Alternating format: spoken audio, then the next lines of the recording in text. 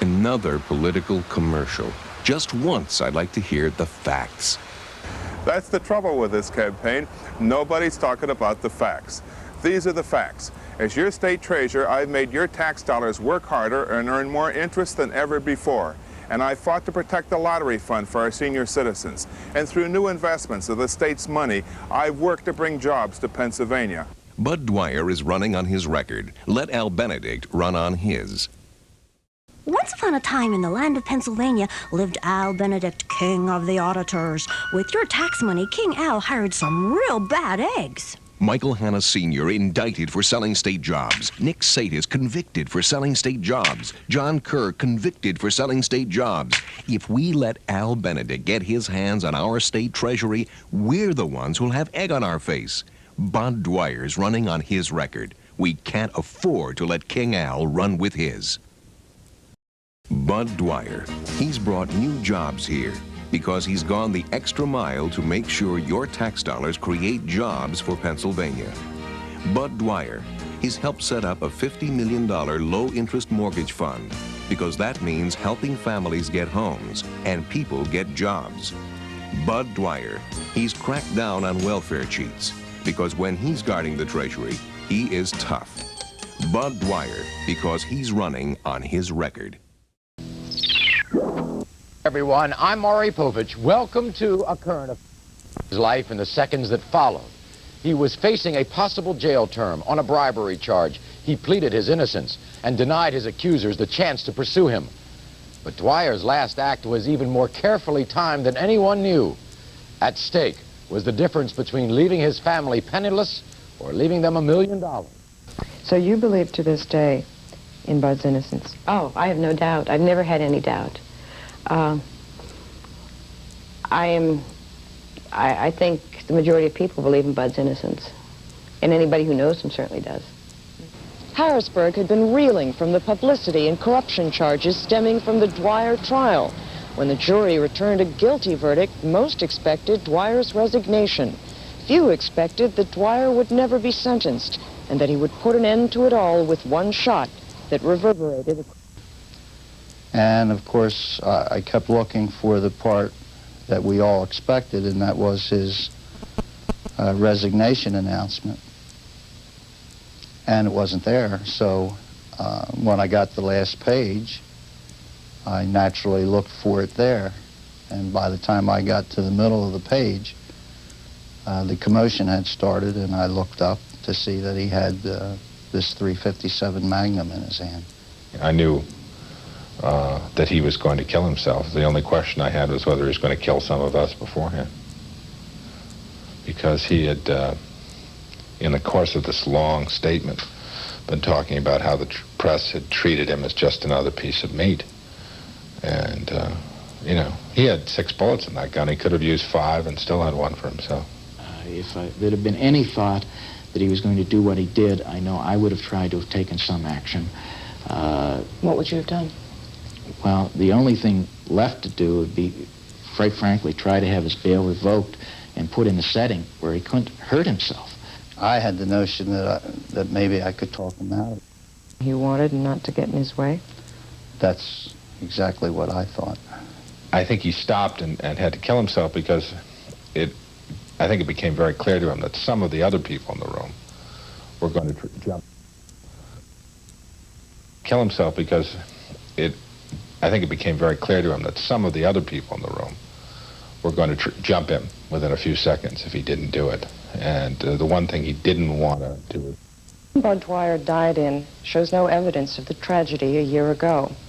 People close to him say that the timing of Dwyer's suicide was critical. The very next day he was to be sentenced and stripped of his office. They say he also must have been aware of the state retirement benefits he would forfeit upon sentencing.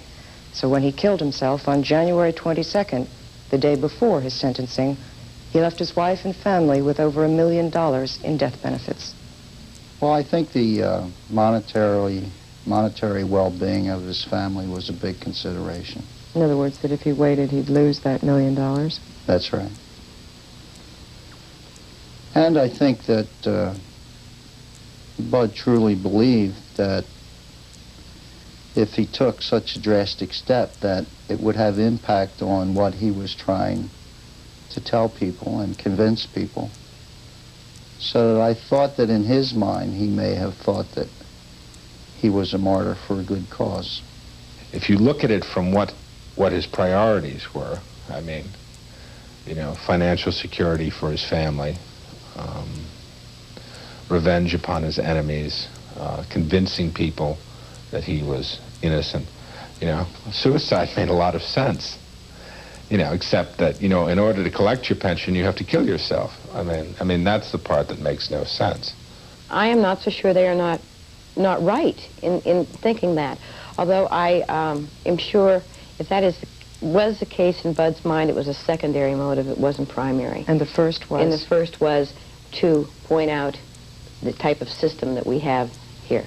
And to make a statement about his innocence. Absolutely. For a man who loved life so much, a true tragedy. Were you angry at him? Oh, yes. I think we always go through a period of anger. That took a while, too. The question, why? You know, we could have worked this out. We could have done something. It's a normal feeling of anger. But you see, I understood then why he did it, because he left 3 beautiful letters, one for each of the children and one for me. Can you share with us a little what he wrote in those letters to his family and to you? He reaffirmed his love for his family, his love for life, his doubt and disbelief of our system, his frustration at the many years that he spent serving others, and that the very system that he had hoped to better had been his demise. He asked that I do the best I can to help vindicate his name and that the truth be known. And he asked us to be happy. I think Bud was probably the kindest man anyone could meet. Everyone who knew him said that. He was a wonderful husband. I had 23 wonderful years. It's a lot more than most people have. I'm very grateful for that. You say that he had a wonderful laugh. He had a fantastic laugh. He had a very, very hearty belly laugh that would come out, and it was infectious. So anywhere that we went, I could always tell where Bud was, because he was a happy man, and he laughed a lot. In this laugh, you could hear anywhere. So if I couldn't see him because of his height, I could hear him because of his laugh. And I think if Bud's remembered among a lot of his colleagues for anything, it's going to be that hearty laugh. Did you hear it in your mind sometime? I can hear it a lot. I can hear it a lot.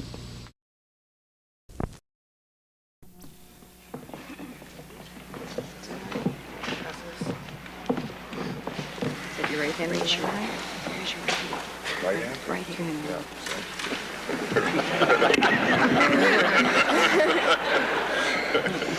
Repeat after me.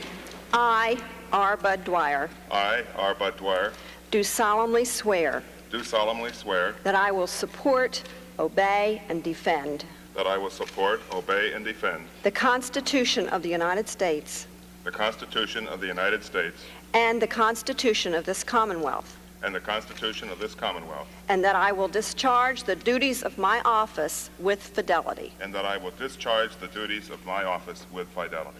Congratulations.